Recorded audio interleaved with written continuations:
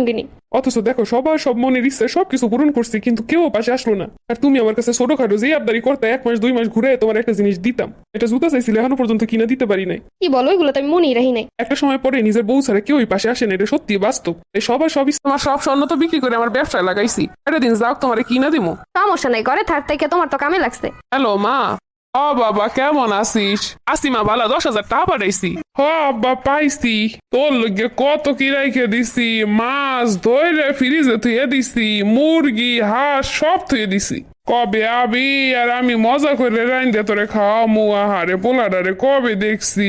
হয় মা, এখন এই ভরপুর সময় যদি যাই হলে লস খামু, আবু অনেক কিছুদিনের মধ্যে দেখি। আচ্ছা আব্বা, তোর লগে পরানটা পরে আব্বা বিশাল পোড়া পরে।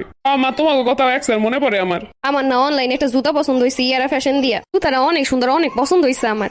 এখন তো টাকা পয়সা হাতে নাই, ঈদের সময় কিনা দিমু, 2 মাস অপেক্ষা করো। বেশি দাম না তো, অল্প টাকা, এই সময় আর থাকবো না নে। কম তো কিনে দিনে, ওইটা দেখছো ওইটাই লাগবে। ওই মহিলা মানুষের কোনো কিছু মন পড়ে না। তুমি এই রমের কইতে পারলা কি বাসাই তোমার কাছে? আছে তো, কম তো নাই, 300 এখনো ঘরে আছে। থাক, লাগবে না আর।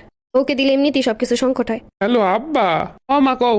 ওই 2টা গাছ পছন্দ হয়েছে, সুন্দর গাছ, পরবর্তীতেও গাছ দিয়ে খুব ভালো ফার্নিচার বানাইতে পারবো। ঘরের পাশে কুদ্দুসেরা বেচতে। কয়টা মা?